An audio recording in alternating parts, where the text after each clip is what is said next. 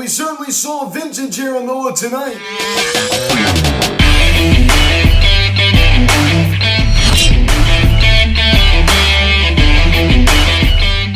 What is going on, everybody? Welcome to Phillies Sensitive Media. Today, recapping tonight's games between the Phillies and the Atlanta Braves. As the Phillies defeat the Braves by a final score of 4-1, as Aaron Nola really dominant. I guess before getting into this video, please subscribe if you haven't yet. Please engage your bell. Please like this video, comment on this video, share this video, and let's get into this. This video is also brought to you by All Things Phillies. All Things Phillies provides a detailed video of highlights from the game. So please come subscribe to his channel. Link in the description section. A little special announcement. Phillies Sensitive Media is now available once again on Apple Podcasts and Spotify. Google Podcasts will probably be available tomorrow. I apologize for that little delay there. It was off for about a week there.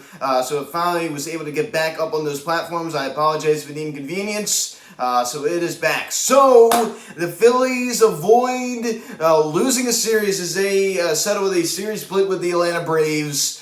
So it is what it is. I mean, you clearly swept this series, as I said in the recap this afternoon, recapping last night's game. I mean, this actually should have been a series sweep. Every single game of the series was a winnable game. But you know what? It is what it is. Right? Aaron Nola pitches just a great gem. I mean, we stand the bases loaded with nobody out. We get nothing. We get absolutely nothing. So we continue to kind of fail with runs in scoring position, but we did capitalize a little bit later in the ballgame. Kind of ended a little bit shaky there. Corey Knebel with that wild pitch, and of course one run came around to score. As the Braves got their only run of the ballgame. But I think that Aaron Nola has really set into a groove, and it's really great, man. I mean, Zach Lear and Aaron Nola definitely on good paths right now. I mean, these are two aces of rotation right there. So that's certainly a good feeling, especially when you have Ranger Suarez struggling. So if Kyle Gibson can just kind of be decent, halfway down the road, if Zach Eflin could blow it off of that immaculate start the other day. I mean, 12 strikeouts. I mean, this starting rotation is incredibly underrated. It's incredibly underrated. So this starting rotation continues to impress, with the exception of Ranger Suarez, right? I mean, who's been very disappointing. Of course, we all know it has the potential to be very, very good, as we saw last year. Speaking of the scoring summary, here in the top of the third inning, JT Realmuto homers on a fly ball to left center field. A solo shot, his third of the season, and it's 1-0 Philadelphia here in the third. So JT Realmuto goes deep. Of course, there are no runners on, but you know what? A home run is a home run. It was great to see him launch that home run. And of course, we would strand the bases loaded. In that inning, we had bases loaded, nobody out. We ended up getting nothing. JT hit that solo shot. So 1-0 Phillies. Let me pick it up here in the top of the seventh inning. Odubel Herrera doubles on a short line drive to right field. Kyle Schwarber and JT Realmuto come around to score, and it's 3-0 Phillies. So it's Herrera with the 7th double of the season. He's definitely had a good series. Of course, he collected that home run last night. Also the RBI double, and he has another 2 RBI double tonight. So another 2 RBIs for El Torito. So hopefully he can just kind of clean up that sloppy play out there in center field. Let me pick it up here in the top of the 8th inning. Nick Castellanos doubles on a sharp fly ball to center field that honestly should have been caught. I mean, that ball was definitely catchable as Bryce Harper comes around to score, as the Phillies now lead it 4-0. So Nick Castellanos finally collects the knock. He really, really needed that one. I thought the ball had a chance of getting out. As I said, it honestly probably should have been caught. But we need Nick Castellanos to get it going. I mean, even when he was, relatively hot, I mean, he wasn't hitting the ball at the ballpark very much. I mean, we need him to start hitting home runs. He's not hitting home runs, which is just incredibly disappointing.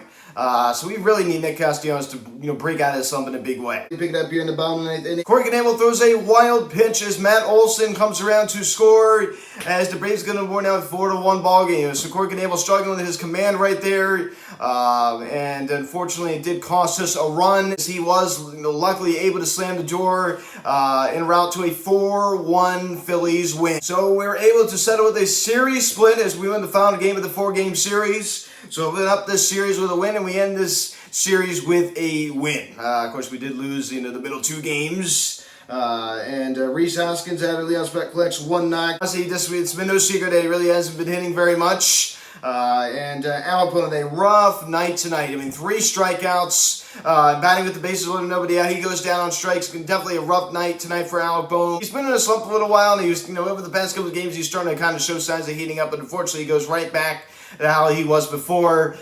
So definitely a rough one tonight for Alec. And Bryce Harper also collects and knocks scores one of the Phillies 4 runs in the Nick Castellanos RBI double. And average now sits at 316. So unfortunately, his OPS did dip below the 1,000 mark now at 989. This is at a red hot month of May. He's been unbelievable.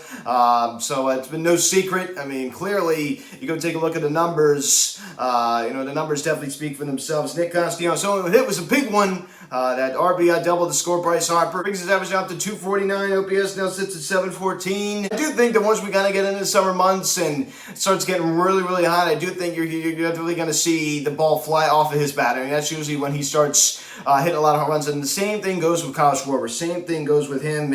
Gene scored a rough hitless performance tonight. And Kyle Schwarber also goes hitless, but he's able to draw a walk and score on the Jubal Herrera 2-run double with JT Realmuto. Something I really, really like about Kyle Schwarber. When he does go hitless and he doesn't have the best night in the world, he finds a way to kind of mix in the walk. So I really, really like that out of him. And he's able to turn his 0 for 4s into 0 for 3s. So you got to respect that. JT Realmuto, only one hit was a big one. The solo home run to left field, scoring 2 of the Phillies 4 runs tonight. So that was just great to see. And Jubal Herrera 2 knocks tonight with that 2 RBI double. He's a very hot and cool player. So we've seen that over the course of his career, especially recently. Now I think he's kind of entering a hot stretch. There's no question about it. I mean, he hit, bat flipped a home run the night before. He has another 2 hits tonight. Bryson Stott continues to get at-bats, which I'm not really too sure why. As I discussed in the recap this afternoon, as he goes hitless, he was able to work that walk. But I mean, how in the world can you get this lineup energized when you're putting the guy that's hitting 119? I mean, 119! When Johan Camargo, as a switch hitter, is available. And it goes back to Joe Girardi again. I don't understand this. This is very befuddling.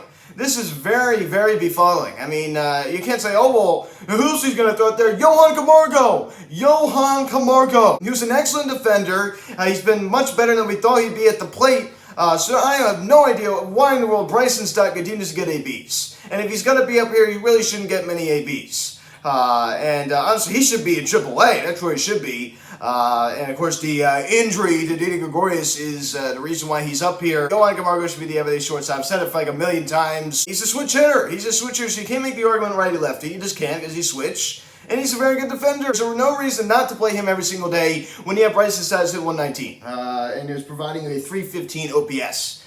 There's an amazing 315 OPS, because that's just really spectacular. I do have faith in him, but honestly, he just shouldn't be playing right now. He just shouldn't. He should be down in AAA. Aaron Nola, 8 1/3, 5 hits, run was earned, unfortunately, as he collects 10 strikeouts. So Aaron Nola collects 10 tonight, ladies and gentlemen. Masterful start. Unfortunately, he's charged with the earned run on the wild pitch by Corey Knebel. I don't even put that on Aaron Nola. I don't. I'm not even going to really even talk about that anymore. But he was just masterful. Erie now sits at 3.56, and actually should be lower than that, as I just said.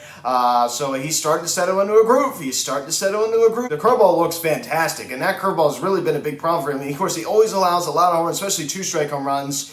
And it's interesting because he usually is going to throw his curveball with 2 strikes. So that makes sense. So if he could just get better command of the curveball, the home runs, especially 2-strike home runs, are going to come down. He really seemed to have good grip on that curveball tonight. He's had over the past few starts. The changeup had a lot of life on it. Wasn't like dying before he even got to the plays we've seen before.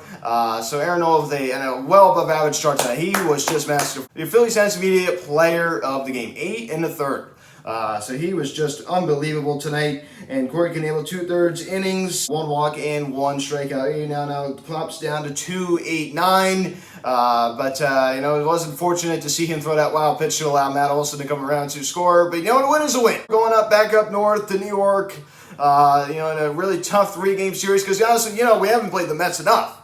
You know what I mean? We have to play them again, and we haven't been on Sunday Night Baseball enough. It wasn't like we've already been on 2 times already this year. We have to be on again. We haven't had enough Sunday Night Baseball, and we haven't played enough games against the Mets. It's not, because we definitely played the Washington Nationals, a lot so far this year, right? So I don't understand who in the world wrote this schedule. This is the weirdest schedule. We're playing so many of these teams in clusters, and it's not spread out. We don't play Washington until mid-June. It's just the most bizarre thing I think I've ever seen. Here we're playing the Atlanta Braves. Just finished up this 4-game series. It is late May. So it makes zero sense to me. It makes zero sense to me. Who in the world writes his schedule? I just don't understand it. And honestly, I'd love to play the Mets in August and September, you know what I mean, when they're really falling apart, which they're going to again this year. So this is a crucial 3-game series. 7:10 the first pitch. Tomorrow night, Bailey Falter in an opener on with a 3.75 ERA against Carlos Carrasco. 1-4 with a 3.50 ERA. 7:15 Saturday night. Zach Eflin, 1-3 with a 3.65 ERA, coming off of a masterful start with 12 strikeouts. Taijuan Walker, 2-0 with a 2.70 ERA. Taijuan Walker is either great or he's terrible. He's either black or white. You got to get him early. That's the key with Taijuan Walker. But we totally hit him hard already this year, so I have some confidence. And Sunday Night Baseball on Sunday. Oh boy. 7:08 the first pitch. Let's get ready for some Mets commentary, right? I mean, the SNY .2. Am I right? My goodness gracious. Zach Lear, 3-3 with a 3.38 ERA and a to be determined for New York. So let's put the earplugs in on Sunday night. I mean, because it's going to be all Mets, all about Lindor, the below 250 hitter who's getting paid more than Bryce Harper. 340, yeah, he's definitely worth that 340, isn't he? He's definitely, bode well with the fans, am I right? With some thumbs down, right, with his ex-teammate Javi Baez last year. That's just been a disastrous contract for the Mets. I don't think you need to say that. I mean, even the Mets, friend of mine I saw with Hayden, hates that contract. It's a terrible contract. It is a horrible contract. So I was so glad. I remember that offseason when the Phillies were looking at Francisco Lindor. I said, stay away, stay away, stay away. Do not acquire him. Remember the then Cleveland Indians, now Cleveland Guardians, were trying to shop Francisco Lindor in the offseason. Of course, they did end up dealing him to the Mets. Thank you, Mets, for taking him on. I really appreciate it. This is definitely going to be a tough 3-game series. There's going to be no doubt about that one. Luckily, we do have the ace going on Sunday Night Baseball National Television. I mean, the offense usually doesn't show up in Sunday Night Baseball. It did last time, but I mean, definitely like our chances since the Mets have not decided their starter for that ball game. Final thoughts here on the 4-game series against the Braves. I mean, I definitely could have seen us going down there and splitting the series. I mean, I was hoping for a series win, and we definitely easily could have done that, as I said before. But you know what? At least we didn't lose the series. At least we didn't get swept out. How about the Cincinnati Reds defeating the Chicago Cubs by a final score 20-5? As they're now 14-30. Definitely been playing a little bit better baseball. There's no question about that. The Washington Nationals defeat the Colorado Rockies by a final score of 7-3. Old friend Cesar Hernandez certainly did some damage tonight. So those are your little NL East updates. That's all I can provide tonight. As the Marlins, Mets all had the night off. Of course, the Phillies and the Braves battled it out at Truist Park. As the Phillies are able to come out with the win. I usually would say I would see us losing 2-3 to this Mets team, and honestly, I think this is a series that could easily be won, as we easily could have won the last series we played there. I definitely think this one is going to be a little easier than that one. I love the win on Sunday, national television. Rub it in that Boots face. I just would love it. And it's definitely going to be a tough one tomorrow night with an opener of Bailey Falter. But if Zach Eflin can do what he did last time out, of course he's not going to have 12 strikeouts again, but if he could just, build off of his last start, Phillies offense can go after Taijuan Walker early, and if we can win Saturday night, and of course, as I said, the Mets have not determined their start for the night's ball game. If Zach Lear can pitch us a gem, if we could show up again offensively, I definitely think this could easily be a series win. I think we're going to lose tomorrow night. I think it's going to, in my opinion, I could definitely see it going loss, win-win. So I definitely could see us easily taking 2 out of 3 this series. It's definitely not going to be easy, no question about it. But that's how I see the series going. So a series split down there in Atlanta. So it is what it is. So guys, thanks so much for watching this video. Please subscribe if you haven't done yet. Please turn on that notification bell. Please like this video, comment on this video, share this video. Check out social media links, description section at Phillies Answer Media, Instagram. Follow me on Twitter at Piazza Media. Card text 267-225-3292. Email me, philliesAnswerMedia@gmail.com. 7:10 the first pitch tomorrow night. Falter Carrasco. So guys, thanks for watching. I'm Luke, and I'll talk to you later. Let's go Phillies. I'll see you guys.